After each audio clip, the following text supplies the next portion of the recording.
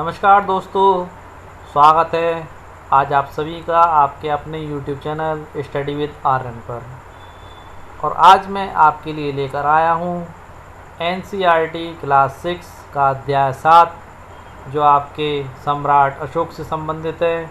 आपके जो चैप्टर का नाम है अशोक एक अनोखा सम्राट जिसने युद्ध का त्याग किया। ओके फ्रेंड्स, और सब्सक्राइब तो आप लोग कर ही देंगे, इसलिए टाइम वेस्ट ना करते हुए डायरेक्ट आपके चैप्टर की ओर आगे बढ़ते हैं। पहला MCQs का पहला क्वेश्चन, जिन शेरों के चित्र रुपयों पैसों पर देखने को मिलते हैं उनके संदर्भ में निम्नलिखित कथनों पर विचार कीजिए। पहला, इन्हें एक पत्थर को काटकर बनाया गया और फिर उन्हें सारनाथ में एक विशाल स्तंभ पर स्थापित किया गया।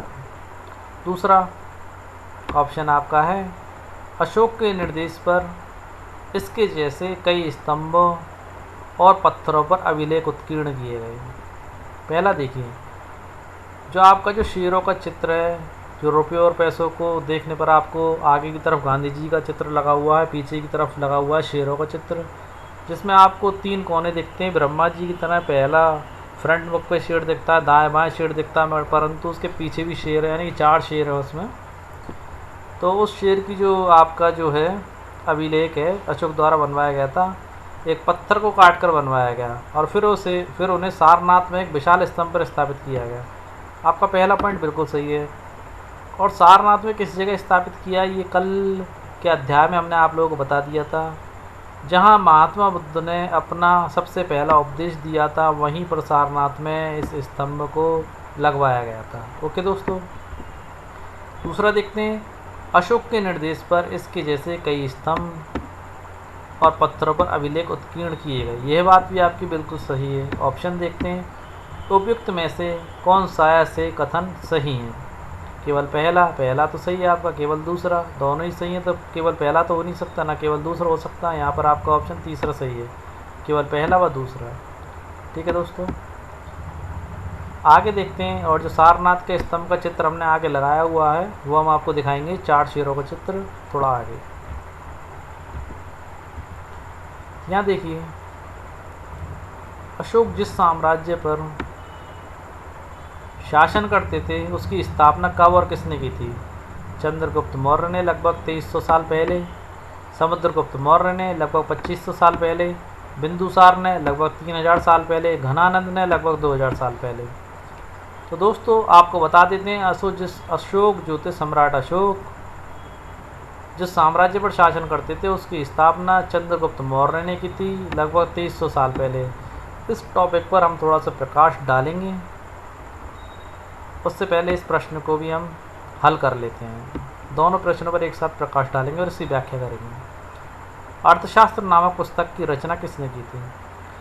पहला चंद्रगुप्त मौर्य, दूसरा पाणिनि, तीसरा चाणक्य, चौथा बिंदुसार।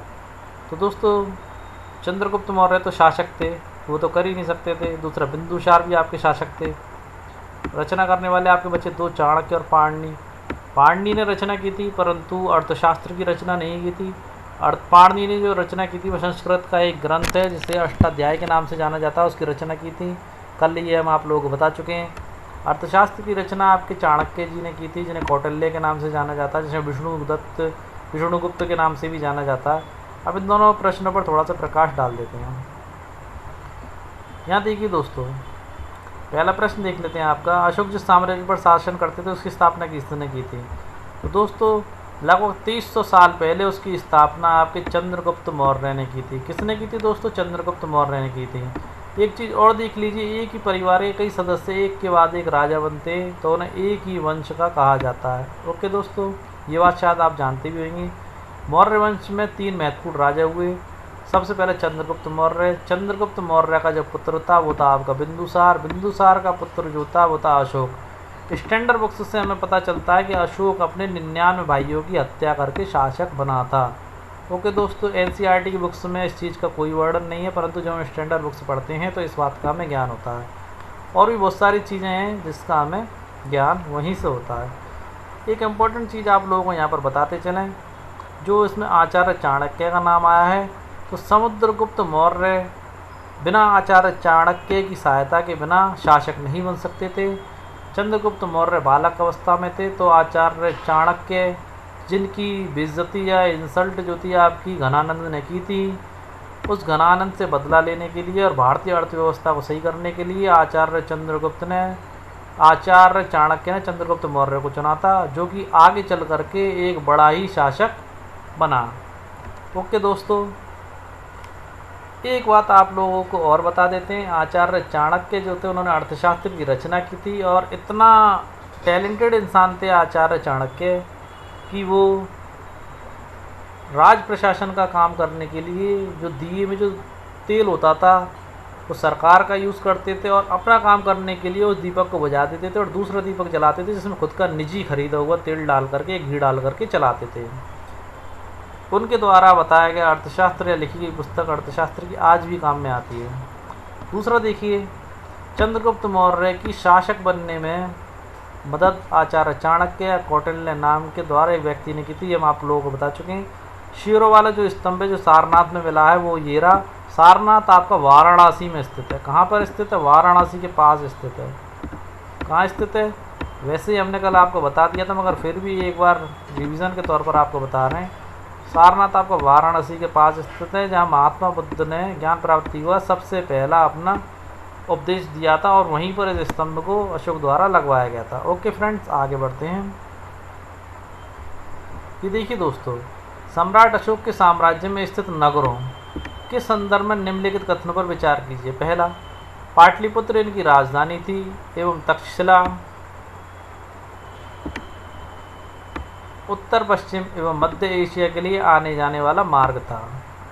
ओके दोस्तों, अगला पॉइंट देखिए, उज्जैन उत्तरी भारत से दक्षिणी भारत आने जाने वाले रास्ते में पड़ता था। तीसरा, साम्राज्य के बहुत बड़े क्षेत्रों में पशुपालकों एवं किसानों के गांव बसे हुए थे एवं मध्य भारत जैसे इलाके नगरों से भरे पड़े थे। चौथा, साम्राज्य के अलग अलग इलाकों में लोग भिन्न भिन्न भाषाएं बोलते थे। तो देखिए दोस्तों, पहले पॉइंट पर डिस्कस करते हैं। पाटलिपुत्र इनकी राजधानी थी, ये बात बिल्कुल सही है। सम्राट अशोक जो थे उनकी राजधानी पाटलिपुत्र थी। तो आपका एक क्वेश्चन यहाँ से भी क्लियर हो जाना चाहिए कि इनकी राजधानी क्या थी। इनकी राजधानी पाटलिपुत्र थी। और तक्षशिला उत्तर पश्चिमी एवं मध्य एशिया के लिए जाने वाला मार्ग था। जो इनकी प्रांतीय राजधानियाँ जो थी वो तक्षशिला थी और उज्जैन थी। ये रहा उज्जैन आपका। तो तक्षशिला जो था उत्तर पश्चिम एवं मध्य एशिया के लिए आने जाने वाला मार्ग था, यानी कि पहला पॉइंट आपका बिल्कुल सही है। उज्जैन उत्तरी भारत से दक्षिणी भारत आने जाने वाले रास्ते में पड़ता था, ये भी सही है। साम्राज्य के बहुत बड़े क्षेत्रों में पशुपालकों एवं किसानों के गांव बसे हुए थे, एब्सोल्युटली राइट बात है। उस टाइम पर बहुत बड़े हिस्से में पशुपालक और किसान हुआ करते थे एवं मध्य भारत जैसे इलाके नगरों से भरे पड़े थे। देखिए, ये बात बिल्कुल गलत है। मध्य भारत में नगरों से नहीं भरे हुए थे, बहुत ही ज़्यादा जंगल थे और वहीं से हाथियों को पकड़ा जाता था। और वहाँ पे जो आदिवासी लोग निवास करते थे उनसे कर के रूप में शहद लिए जाते थे, हाथी लिए जाते थे।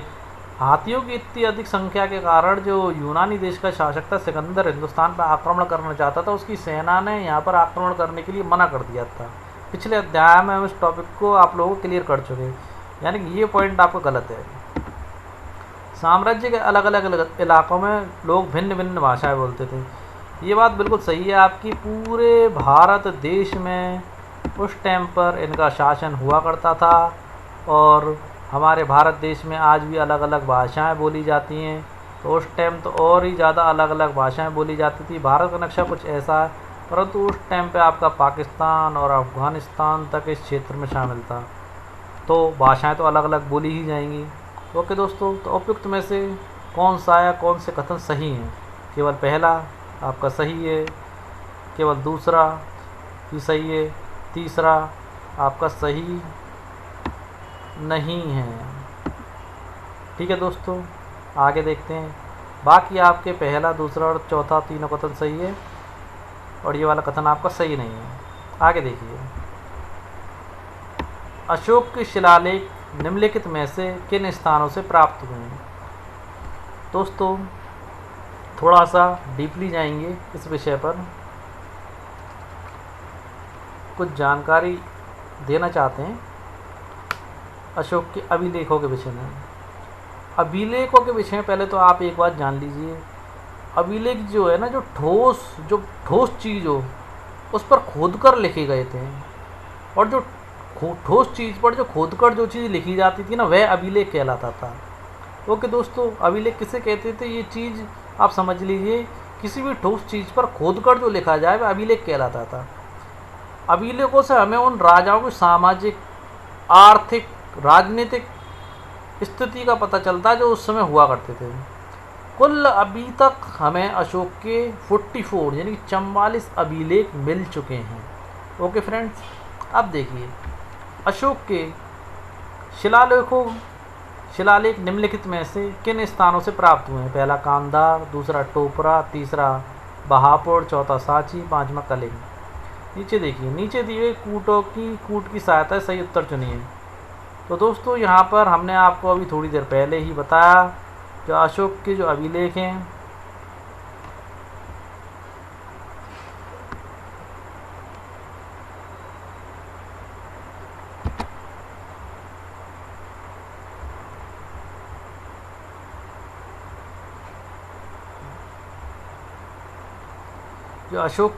हमें 44 जगहों से प्राप्त हुए हैं। तो यहाँ के जितने भी ऑप्शन हैं आपके वो सही हैं। यानी कि ये देखिए आपका ऑप्शन डी सही है, यानी कि पांचों जगह जो यहाँ पर दी गई हैं, पांचों जगह से अभी अशोक के अभिलेख प्राप्त हुए हैं, शिलालेख के अभिलेख। और दोस्तों ज़्यादातर क्वेश्चन यही से बनता है और पूछा गया है विभिन्न प्रतियोगी परीक्षाओं में कि अशोक के फलानी जगह से अशोक का अभिलेख मिला है नहीं मिला, या निम्न जगह से अशोक के अभिलेख मिले या नहीं मिले। तो जितनी भी जगह से अशोक के अभिलेख मिले हैं उसकी पूरी व्याख्या हमने आगे कर दी है, जो आपको मिल जाएगी थोड़ी देर बाद ही इस क्वेश्चन को सॉल्व करते ही। दूसरा क्वेश्चन देखिए, अशोक के अभिलेख भारत के अलावा कौन कौन से देशों से मिले हैं। महत्वपूर्ण पॉइंट और महत्वपूर्ण क्वेश्चन, NCERT किताब में महत्वपूर्ण क्वेश्चन है और वैसे भी इस क्वेश्चन के आने की काफ़ी संभावना है। अशोक के अभिलेख भारत के अलावा कौन कौन से देशों से मिले। पहला अरब, दूसरा अफ़गानिस्तान, तीसरा भारत, चौथा ईरान।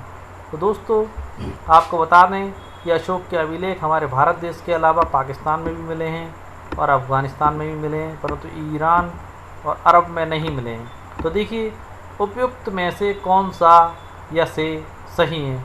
केवल पहला व दूसरा, केवल तीसरा व दूसरा, केवल पहला व चौथा, सभी गलत है। यहाँ आपका ऑप्शन बी सही है। अब देखिए एक चीज़ आपको बता देते हैं, व्याख्या में बताना पसंद करेंगे, पहले व्याख्या ही कर देते हैं और जो कुछ बचेगा उससे मुँह ज़बानी बता देंगे। आगे देखिए, अशोक के अभिलेखों के प्राप्ति स्थल निम्न प्रकार हैं। कांधार से मिला है, लंपक में मिला है, शहबाजगढ़ी से मिला है, आपका मानसेरा से मिला है, कलसी से मिला है, मेरठ से मिला है, लुम्बिनी से मिला है, रामपुरवा से मिला है, लौरिया से मिला है, गुज्जर से मिला है, कौशंबी से भी आपके अभिलेख मिले हैं, सारनाथ से भी मिले हैं, इलाहाबाद से भी मिले हैं, रूपनाथ से भी मिले हैं, पनगुरिया, गिरनार, सोपार, सन्नती, मस्की, ब्रह्मगिरी, येरगुड़ी, जौगढ़, कलिंग और धौली, इन जगहों से अशोक के अभिलेख मिले हैं।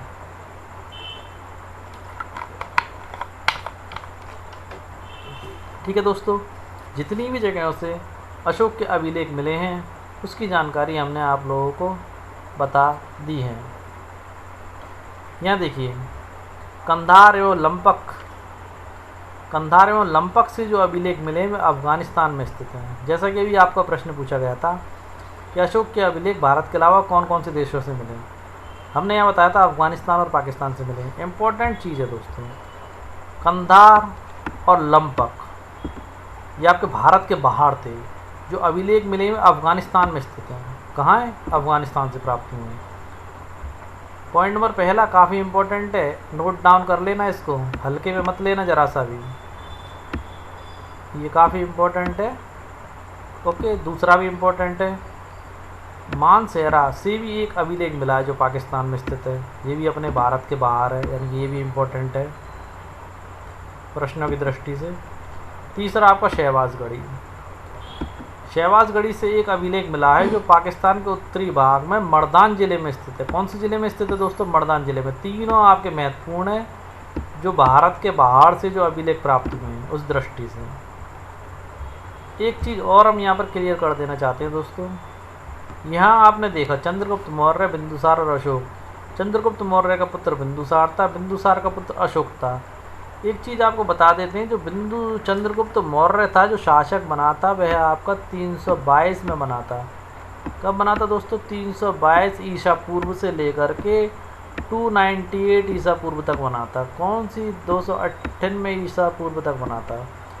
ओके फ्रेंड्स, और उसके बाद जस्ट इनकी मृत्यु के बाद ही आपका बिंदुसार शासक बना, यानी कि 298 से ही बिंदुसार का शासन प्रारंभ हो जाता है। और 298 ईसा पूर्व से लेकर के 273 ईसा पूर्व तक आपका बिंदुसार शासन करता रहा है। उसके बाद आपके सम्राट अशोक हुए। आप समझ ही सकते हैं 273 ईसा पूर्व से लेकर के ये आपके 212, काफ़ी लंबे समय तक इन्होंने शासन किया। ओके दोस्तों, यह सन बताना काफ़ी महत्वपूर्ण थी, क्योंकि एनसीईआरटी की बुक्स में यहाँ पर सनें नहीं दी गई हैं। परंतु जब हम अशोक को पढ़ रहे हैं तो इन सनों को जानना काफ़ी महत्वपूर्ण है, जिससे हमारे कॉन्सेप्ट एक ही बार में क्लियर हो जाएं। जैसा कि हमने अपनी वीडियोस में भी बताया था कि एक कॉन्सेप्ट को हमें एक ही जगह पर अच्छे से क्लियर कर लेना है, जैसे फिर हमें बार बार उस टॉपिक को पढ़ना ना पड़े। उसी उद्देश्य के साथ हम ये वीडियोस आपके लिए लेकर के आ रहे हैं। आगे देखिए दोस्तों, मौर्य साम्राज्य के प्रशासन करने का जो तरीका था, प्रशासन के संदर्भ में निम्नलिखित कथनों पर विचार कीजिए। पाटलिपुत्र और उसके आसपास के क्षेत्रों पर सम्राट का पूरा नियंत्रण रहता था। गांव और शहरों के किसानों, पशुपालकों, शिल्पकारों और व्यापारियों से कर यानी कि टैक्स जो बोला जाता है आज के टाइम पे, कर इकट्ठा करने के लिए राजा अधिकारियों की नियुक्ति करता था। राजा के आदेशों का उल्लंघन करने पर अधिकारी को सजा दी जाती थी। तीसरा, राजा के जासूस अधिकारियों के कार्यकलाप पर नज़र रखते थे। संदेशवाहक एक ही स्थान पर बैठे रहते थे। इन सब से ऊपर सम्राट था, जो राज परिवार एवं वरिष्ठ मंत्रियों की सहायता से सब पर नियंत्रण रखता था।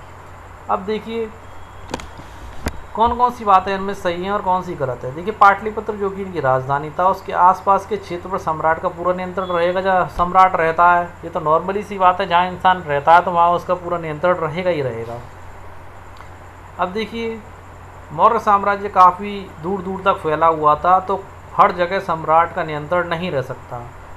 जैसे गांव में और शहरों के किसानों से, पशुपालकों से, शिल्पकारों से और व्यापारियों से कर इकट्ठा करने के लिए हर जगह सम्राट तो जा नहीं सकता।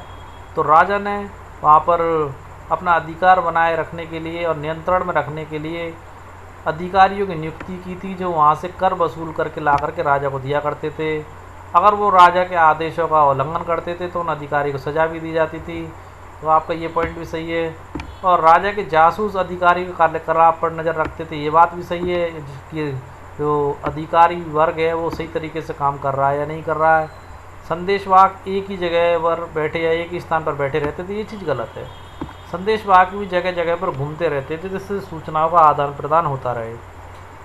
ठीक है दोस्तों, इन सब के ऊपर सम्राट था, जो राज परिवार और वरिष्ठ मंत्रियों की सहायता से सब पर नियंत्रण रखता था, ये बात भी आपकी सही है। देखिए दोस्तों, एक बड़े भूभाग पर नियंत्रण करने के लिए अधिकारियों की, मंत्रियों की सबकी आवश्यकता होती है।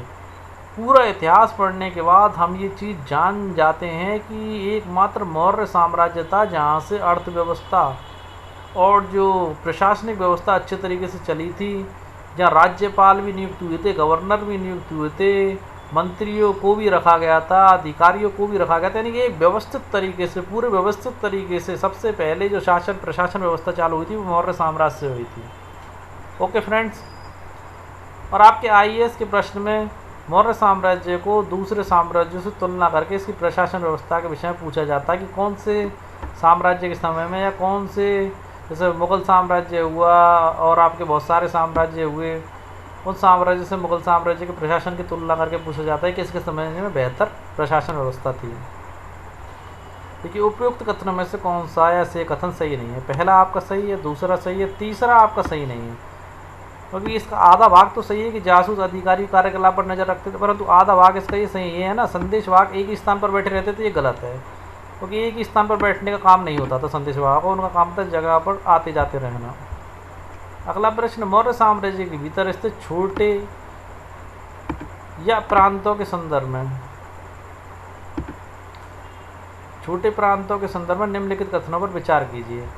अब देखिए, बड़े बड़े नगरों भी थे और छोटे प्रांत भी थे जब इतना बड़ा साम्राज्य फैला हुआ था। तो पहला पॉइंट देखिए, इन पर तक्षशिला या उज्जैन जैसी प्रांतीय राजधानियों से शासन किया जाता। बिल्कुल सही बात है, पाटलिपुत्र मेन राजधानी थी और बाकी राजधानी भी चाहिए होती थी इन पर शासन करने के लिए। जैसे आज के टाइम में मेन हमारे प्रधानमंत्री, प्रधानमंत्रियों के बाद विभिन्न प्रांतों में मुख्यमंत्री बिठाए गए हैं, ठीक है। जैसे राजस्थान में, उत्तर प्रदेश में, बंगाल में, बिहार में, पंजाब में, उसी तरीके से प्रांतीय राजधानी भी उस समय भी हुआ करती थी, जैसे कि तक्षशिला थी और उज्जैन थी।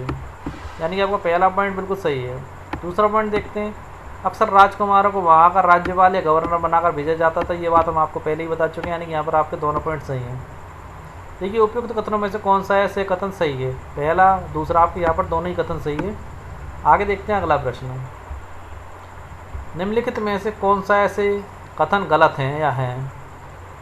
कर यानी कि टैक्स नियमित ढंग से इकट्ठा किए जाते थे, वहीं नजराना अनियमित रूप से जब भी संभव हो इकट्ठा किया जाता था। दूसरा पॉइंट, मौर्य शासक मार्गों और नदियों से जो भी संसाधन कर या भेंट के रूप में मिलते थे उन्हें इकट्ठा करते थे। देखिए दोस्तों, कर नियमित रूप से इकट्ठा किया जाता था, परंतु नजराना जो होता था वो नियमित रूप से नहीं इकट्ठा किया जाता, जब भी संभव हो तभी इकट्ठा किया था। नजराना लोग अपनी इच्छा से देते थे, अपनी खुशी से देते थे और विशेष अवसरों पर देते थे, और कर के लिए बाध्यता होती थी कि कर तो आप लोगों को देना ही देना है।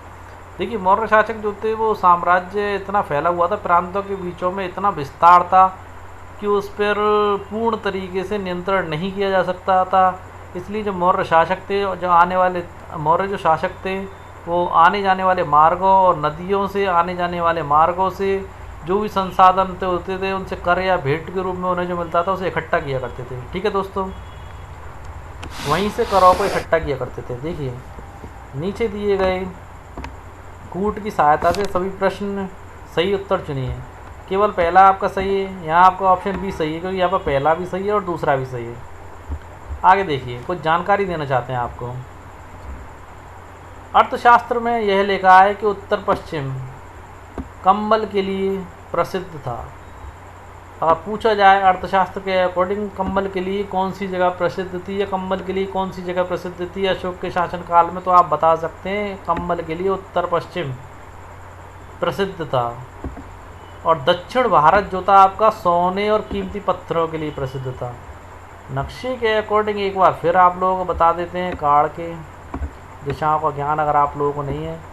उत्तर पश्चिम आपकी ये दिशा होती है, ये वाली, ये पूरब, ये पश्चिम, ये उत्तर और ये दक्षिण।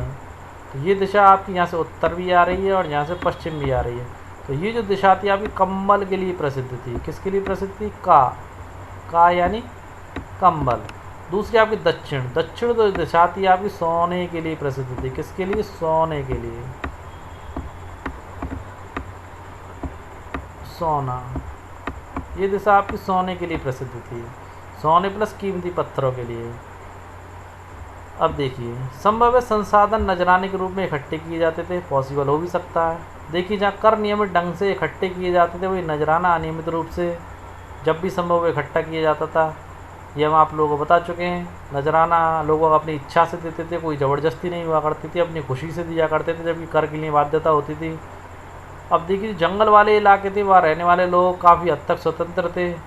वहाँ से उम्मीद की जाती थी कि मौर्य पदाधिकारी वो हाथी देंगे, ये हम बता चुके हैं। लकड़ी भी देते थे, मधु भी देते थे, यानी शहद और मोम भी देते थे। ये दोनों चीज़ें हम आपको पहले ही बता चुके हैं। अगला प्रश्न देखिए, चंद्रगुप्त मौर्य के दरबार में पश्चिम एशिया के यूनानी राजा का एक दूत था, उसका निम्न में से नाम था। पहला Seleucus Nicator, Megasthenes, Hiuen Tsang, Lord Macaulay. तो दोस्तों, जो दूत था चंद्रगुप्त दरबार के मौर्य में, उसका नाम था मेगास्थनीज।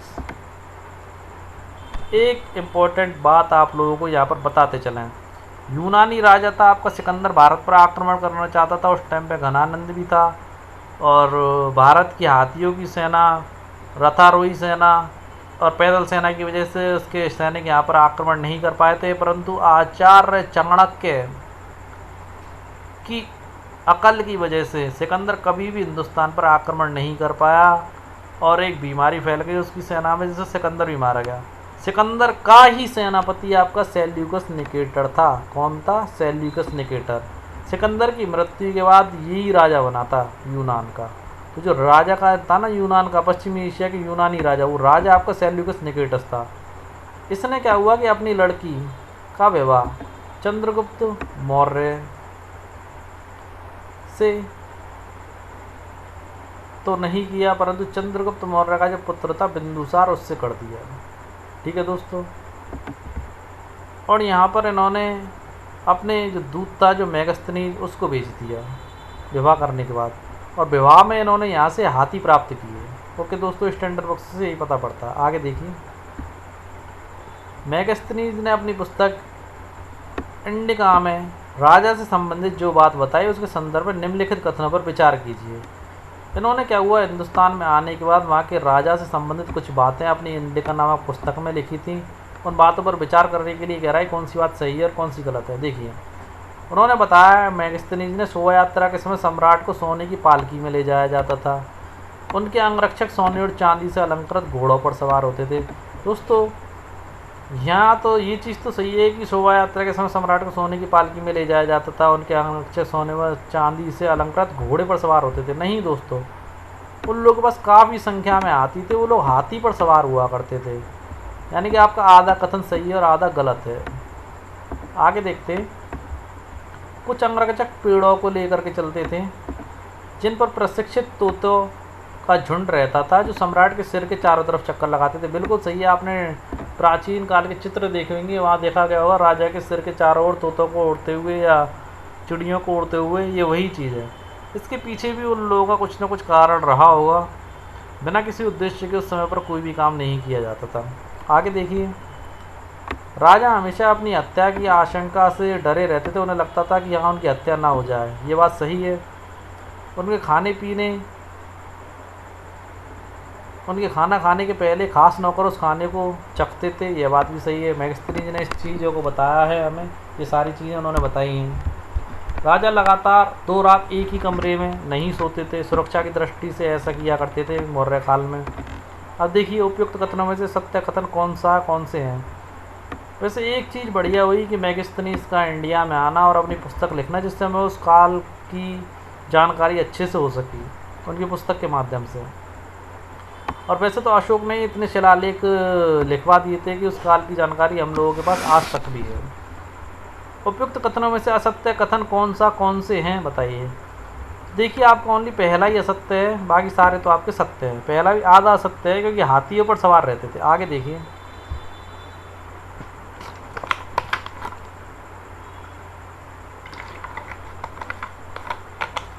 दोस्तों, सम्राट अशोक के विषय में निम्नलिखित में से कौन सा कथन सही नहीं है। अशोक पहले ऐसे शासक थे जिन्होंने अभिलेखों द्वारा जनता तक संदेश पहुंचाने की कोशिश की। क्या ये मतलब आपका जो कथन है सही नहीं है? बिल्कुल सही है ये कथन। तो अशोक तो पहले ही ऐसे शासक थे जिन्होंने अभिलेखों द्वारा जनता तक अपना शासन पहुँचा, मतलब जनता तक अपना संदेश पहुँचाने की कोशिश की थी। यानी कि ये कथन आपका बिल्कुल सही है। इनके ज़्यादातर अभिलेख देवनागरी लिपि में। दोस्तों, ये चीज़ आपकी यहाँ पर सही नहीं है। इनके जो ज़्यादातर अभिलेख है प्राकृत भाषा है, ब्राह्मी लिपि में। प्राकृत भाषा में इसलिए जो आम जन की जो बोलचाल की भाषा थी प्राकृत थी, और आम जनता उन संदेशों को आसानी से समझ सके। तो आपका ये वाला पॉइंट आपका सही नहीं है। इनके अभिलेख इनके आपके प्राकृत में और ब्राह्मी लिपि में। किसमें? प्राकृत और ब्राह्मी लिपि में। ओके दोस्तों, आगे देखिए, एक अभिलेख में कलिंग के युद्ध का वर्णन किया गया है। हाँ दोस्तों, इनका एक अभिलेख ऐसा है जिसके अंतर्गत कलिंग के युद्ध का अभिलेख किया गया है, कलिंग के युद्ध का वर्णन किया गया है। अशोक ने राजा बनने के करीबन 8 साल बाद कलिंग पर आक्रमण किया था, और अशोक के 13वें अभिलेख में, अशोक का जो 13वां अभिलेख है उसमें कलिंग युद्ध का वर्णन है। कुल अशोक के जो अभिलेख हैं उनमें 14 अभिलेख जिन्हें पढ़ा जा सका है वो 14 अभिलेख हैं। ठीक है दोस्तों, और देखिए, यानी कि अब इनमें देखते हैं उपयुक्त कथनों में से असत्य कथन कौन सा से हैं। यानी कि आपका ये वाला पॉइंट भी सही है, तो यहाँ पर आपका जो असत्य है केवल बी आपका असत्य है। आगे देखिए दोस्तों, मैगस्थनीज जो था, एटलस लिखी थी मैगस्थनीज ने, नहीं मैगस्थनीज के विषय में कुछ जानकारी देंगे आपको। मैगस्थनीज ने अपनी पुस्तक इंडिका में जो लिखा था उसके विषय में कुछ जानकारी देना चाहते हैं। मैगस्थनीज ने पाटलिपुत्र के विषय में कहा कि ये खूबसूरत नगर है।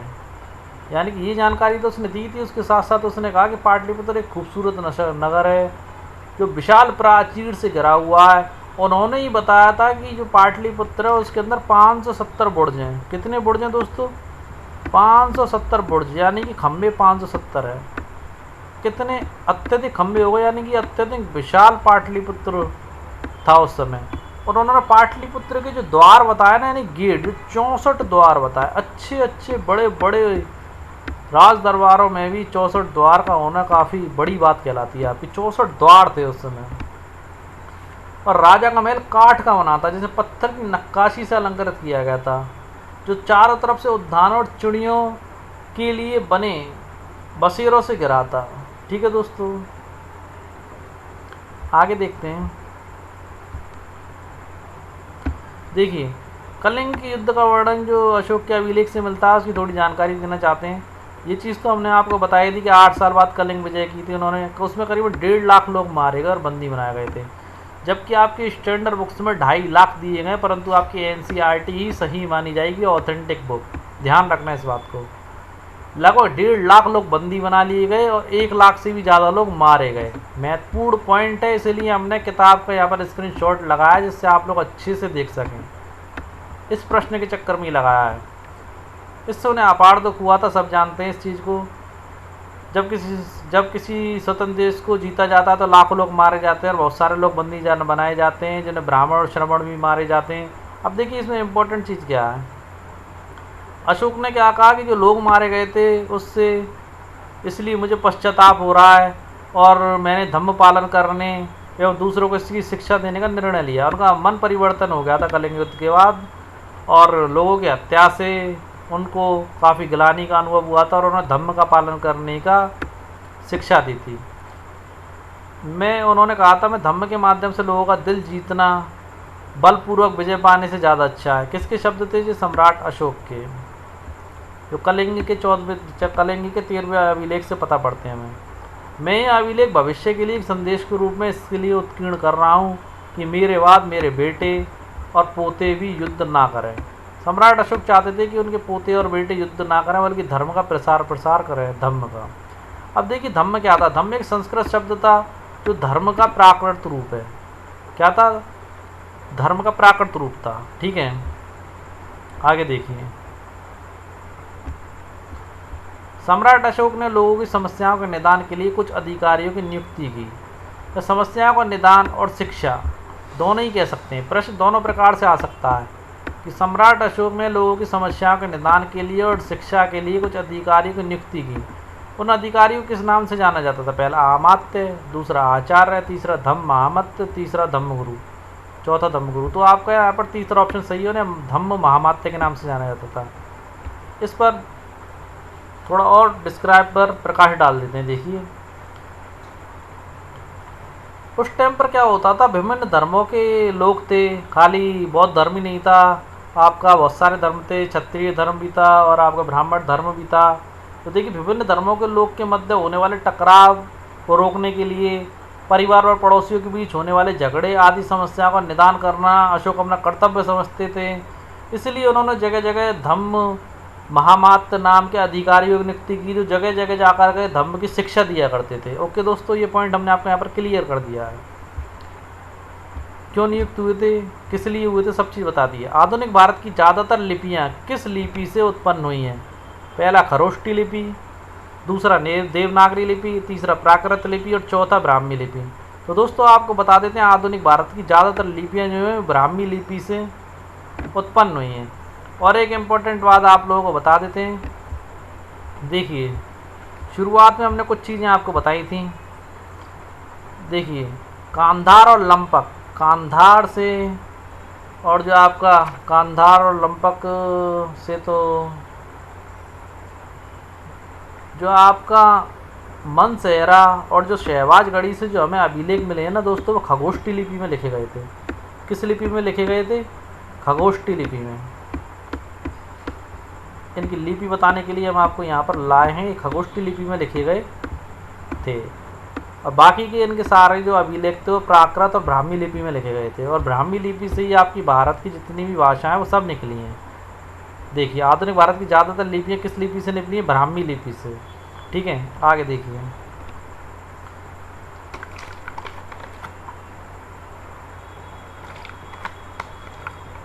सम्राट अशोक के समकालीन कलिंग का वर्तमान नाम है बिहार,